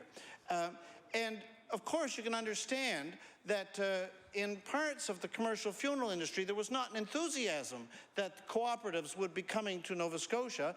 Therefore, amongst licensed funeral directors, there was a reticence to offer their services potentially to what would be the first funeral cooperative with an eye to what might be their potential employment prospects in the future. And this created a terrific logjam. But it happened in 1994 that a group of citizens in the Stewiacke and Musquodoboit valleys decided, they were organized through their churches, that this had become such a problem in their communities that they would approach the government and seek some way around this regulation that would allow the churches to bury their own in their communities on a non-profit basis. And an accommodation was found with this application, which allowed in November of 1994 the first funeral co-op in Nova Scotia, the Arimathea Funeral Cooperative, to open. It remains amongst Canadian funeral cooperatives, which is now a large movement, a very unique funeral cooperative in that it is organized entirely through churches. It is organized through what are called sponsoring congregations. It was originally organized for 6 sponsoring congregations, although today it has 30-some and serves an area of a radius of about 50 or 60 kilometers around where it has its premises on land leased from St. James United Church in Upper Musquodoboit. And this it was an interesting thing that happened at that time when the first funeral cooperative opened in Nova Scotia.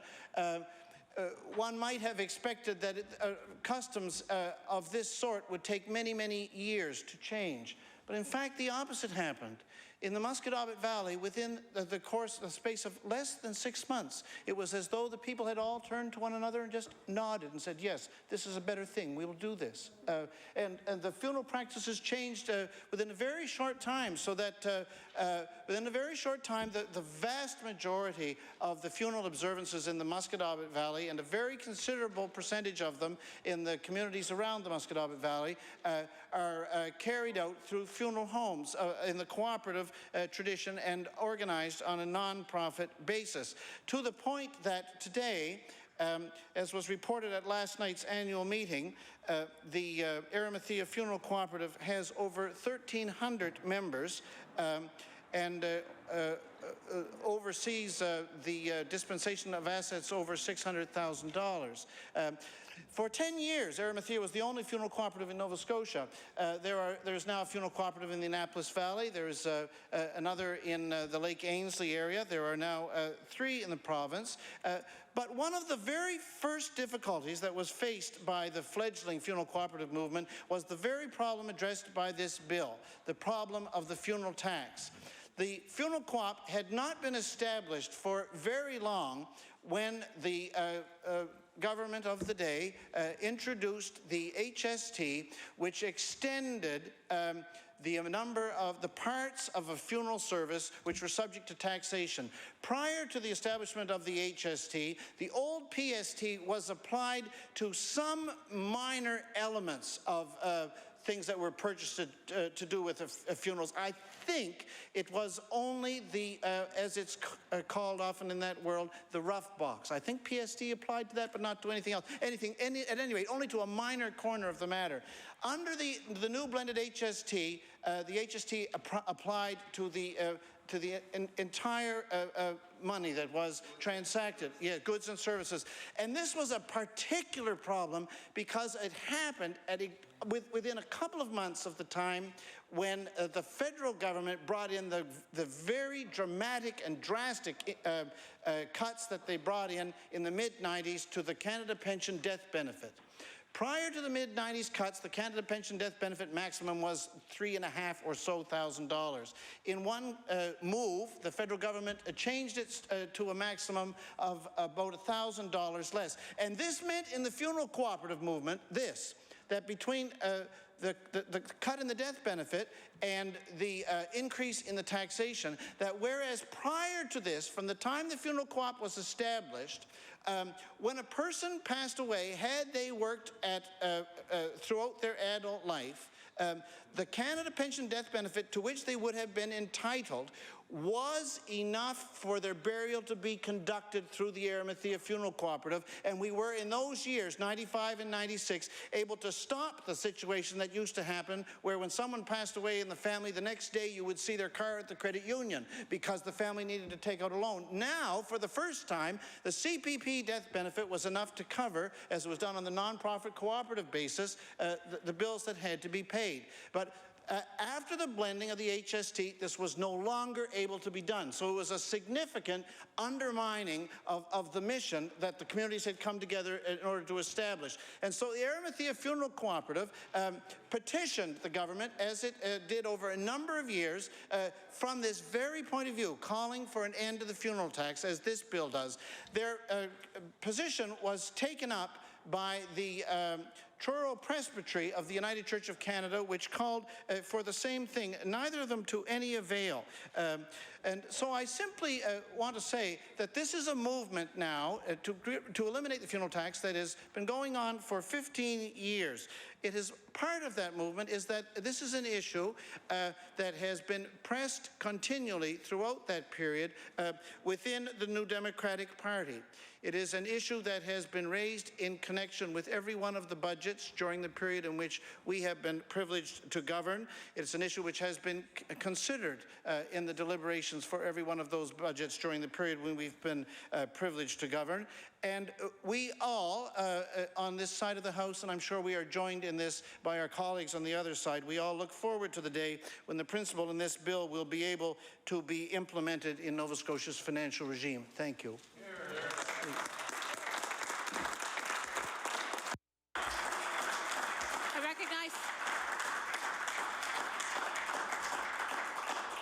I now recognize the honourable member for Antigonish. Thank you, Madam Speaker. I want to start by my friend, the proponent of the bill from Digby, Annapolis, talked about a little bit about the history of this bill, but not very much, because I'm new, of course, as you know, to the House, and I wasn't here in any of those other times when or the 5 other times, I guess, or the 4 other times when this bill was introduced. And I'm just wondering, given that this bill has been before the House, this is the 5th time we're told, there must have been other opportunities to look at this and to assess it and to weigh it. And other governments presumably did that and said, no, thank you. And I just wonder, particularly, I guess if we go back 5 sessions even, we would be under the previous government's regime. So obviously they had an opportunity to look at it. And when I heard my friend from Hans West saying, you know, that we haven't accomplished anything while we were in government. If this bill was before the House when that party was running the show, why is he standing up now and saying, well, we should do it when they didn't deem it a worthy bill? And I just I raise that as something that I think it's easy to say when you're in opposition, I suppose. Oh well, yeah, you fellas should do it. We didn't bother doing it, but we'll let you do it. And we've heard that on other bills. I think particularly of the legislation dealing with the grandparents legislation, when opportunities for both parties were present for them to take the initiative, and nothing was done. And yet now we're told, okay, well, you fellas should do that. I'm interested in as well, when the bill, the act that we're looking at, Bill number 3, an act to amend Chapter 31 of the Acts of 1996, the Sales Tax Act. Well, the Sales Tax Act came in. My understanding is that prior to, and my friend has indicated already that perhaps there were small portions of funeral expenses that might have attracted some tax, but it was in 1996. The regime in power at that time had the opportunity when the tax was being put in place to look at what they didn't want to tax. And yet, for some reason, they at that time included funerals as part of the goods, I guess, or services that would attract this tax. So again, we have the previous government saying, well, we didn't bother to do it, you should, and we have the government from 1996 had an opportunity to exclude it, and they didn't. So let's look at what they're asking us to do. I have no idea totally what the tax we collect on funerals in Nova Scotia, but it's a substantial amount of money, I would suggest. And we're in a situation when we're in a situation where, well, I attend a lot of funerals, so I think I know that funerals are you look at the list in the Herald each day of the people that have passed, and it's a goodly number. Taxes, yes, I've buried family, and I have a good idea of what you pay in tax on a funeral. So. But what I wanted to say is, you know, we get the opposition coming at us from both parties saying, well, you know, you're cutting education or you're cutting health, and complaining about that, and now they want us to cut the very taxes that support the programs that we're delivering, and we're in a situation where, because of previous spending commitments that were made by previous governments, order, please. Recognize the Honourable Opposition House Leader. Madam Speaker, on a point of order, I'm just curious if the member from Antigonish, I know he said he wasn't here prior to the last election, but I'm just wondering if the researchers made him aware that his premier, while leader of the opposition, said that he would remove the sales tax on funerals as well. So his own party called for this when they would be in government. Just one. Recognize the Honourable Government House Leader. Thank you, Madam Speaker. Madam Speaker, I don't presume to give you counsel, but it's interesting. His non-point of order was probably longer than their speech on the very bill that they supposed to be so sincerely want to represent. Thank you. Thank you. I'd recognize that would not be a point of order, and I now recognize the Honourable Member for Antigonish. Thank you. Thank you, Madam Speaker.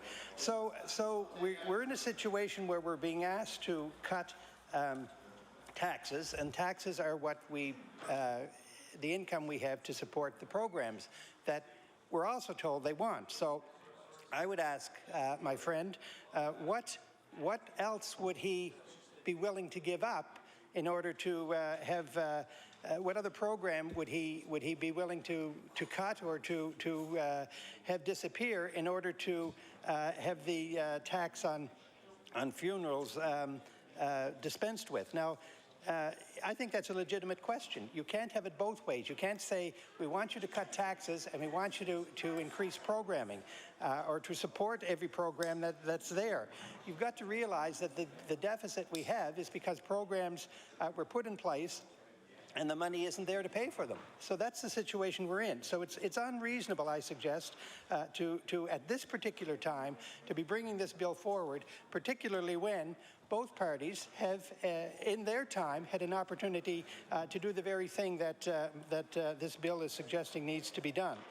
There is no question that this is something that we would all like to see happen, and maybe on some sort of sliding scale for people who's in the position that the member from Digby Annapolis suggested, that just couldn't afford it. There might well be at some time a way of handling that kind of a request. But today we're in a deficit position, and we're going to be in a deficit position until next year at least. After that time, there is going to be some relief with reference to the HST. In the first year, it's going to be reduced by 1%, first year after balance, and in the second year, another 1% after balance. So at least incrementally, these costs that my friend is concerned about will be coming down.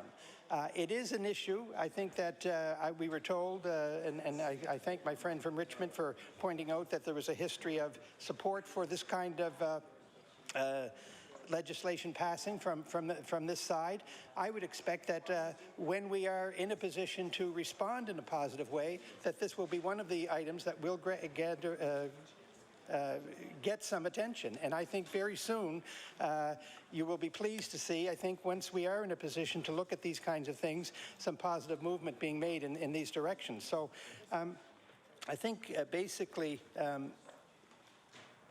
in addition, this bill, Bill 3, talks about the costs of having this plan, the scheme put in place that's suggested by the bill, the rebate process and all the rest of that.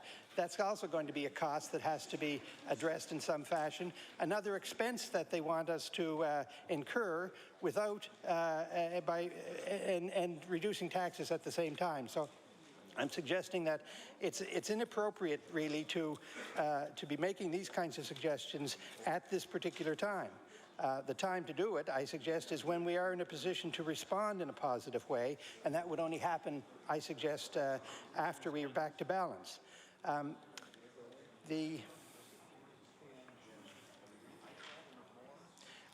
That is a situation that I'm told from listening to my colleagues that, and again from the minister from Richmond, the member from Richmond, the honourable member from Richmond, that this is something that is likely to be a very high ticket item when we have an opportunity to address it. And I think we will be pleased to look at it again when we're in that position. Now, I understand my friend from Pictou East wishes to make some comments. Thank you. The honourable member for Pictou East. Thank you very much, Mr. Speaker. Mr. Speaker, I do have to say that when serving in opposition, I was in support of looking at this matter in relationship to sales tax on funerals, and I certainly feel the same way now. But what we have to deal with is the structural deficit that has been left to us, the horrible legacy that has been left to us.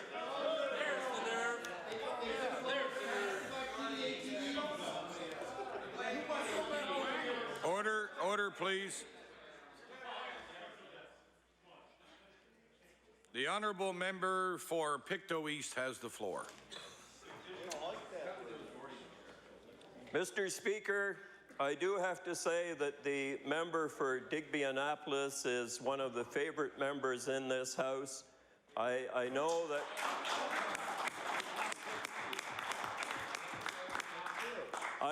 that we all respect him for who he is and what he represents.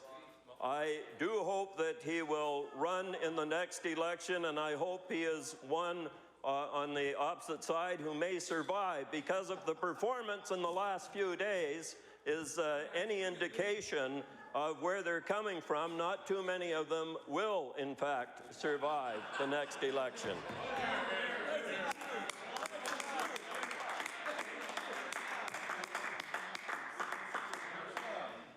You know, after next year, we're going to be able to talk about post-balance.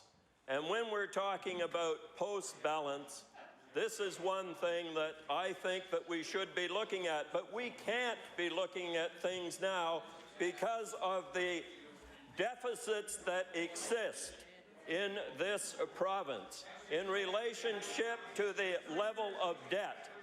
Now, I know the member for Digby-Annapolis is very concerned, as I am, about roads, because he and I have talked about roads on many, many occasions. Now, where are we going to take the money for all the we want to do's?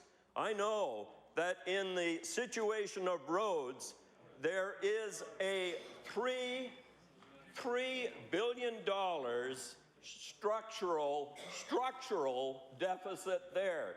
Because what we have are roads that were paved without any base. They were paved in pre-election with 2 inches instead of 4 inches.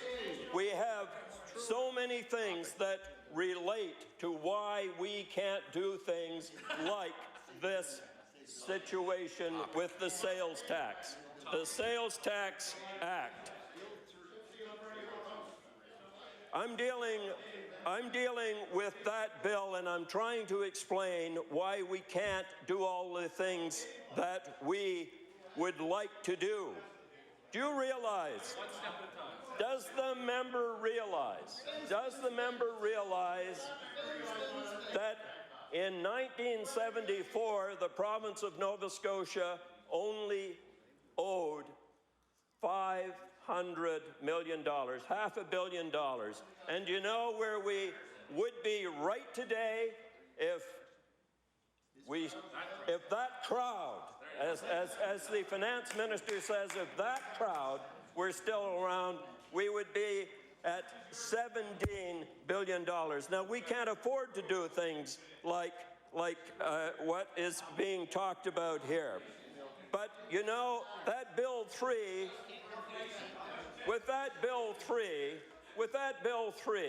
if we didn't have the debt that was racked up, 3/4 of it racked up by the Conservatives, 3/4 racked up by the Conservatives, and 1/4 racked up by the Liberals.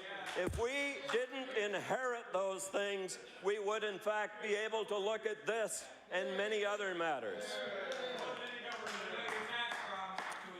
You know, we have plans. We have vision.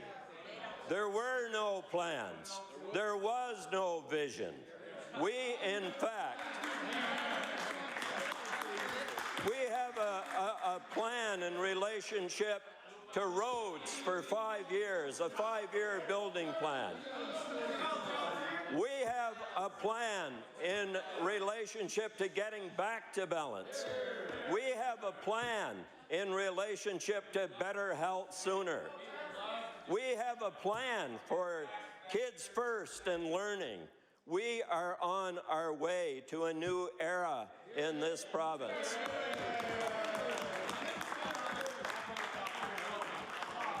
And when we get to post-balance, when after next year we are talking about some of the things that we can do, some of the things that we want to do, when we, yes, as we unshackle ourselves from what was imposed upon us, after we get rid of the 2% sales tax, 1% and 1%, we get back down to 13, we will be able to look at Bill 3 again.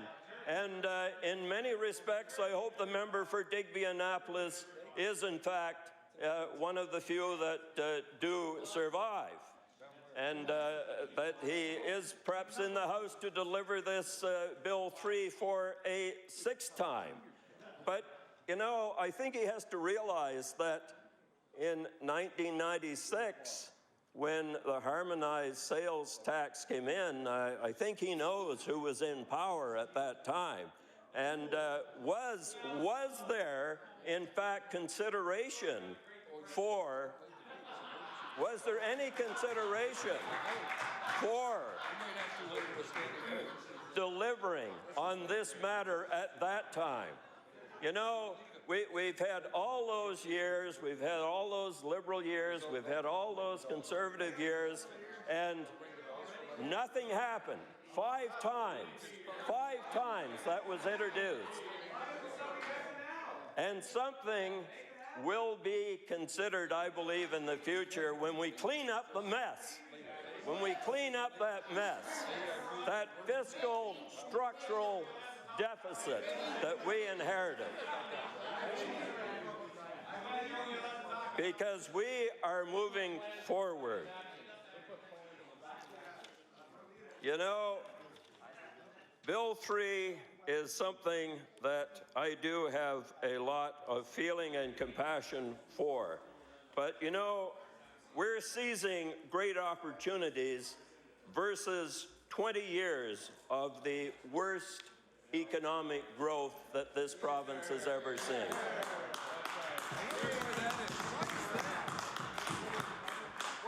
We're looking at sustainable health care through reduced administration versus the Tory waste and the Liberals' cuts to the frontline services. Do you remember those cuts to the frontline services? Yes. Fire them all. Fire them all.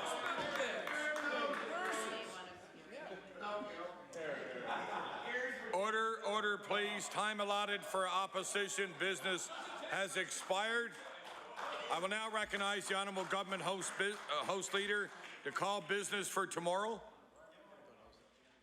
Thank you, Mr. Speaker. Mr. Speaker, that concludes the opposition's business for today. Tomorrow's hours will be from the time of 9 a.m. to 3 p.m. After the daily routine and question period. If time permits, we will call bills 5 and 9. I wish the House to now rise, Mr. Speaker. The motion for adjournment has been made. All those in favour say aye. All those against say nay. Motion is carried. We now stand adjourned. We will now proceed with the topic as earlier emergency debate, and I will now recognize the Honourable Leader of the Progressive Conservative Party. Mr. Speaker. Thank you, Mr. Speaker. I rise on the matter of the emergency debate today, which is the skyrocketing price of electricity in Nova Scotia. I will point out, Mr. Speaker, that one of the reasons it is so important that the House deal with this matter as the Progressive Conservative Caucus has proposed is because we want the House of Assembly, this body, to be focused on matters that really matter to Nova Scotians, that really matter, that are real issues in real time. And Mr. Speaker, I can tell you as an MLA having received many calls and visits to my own constituency office from people in Cumberland South, that what is really important to Nova Scotians at this time is the skyrocketing price of their electric bills. And I'm sure that is true of all members of this House. I know it is true from my fellow members of the Progressive Conservative Caucus.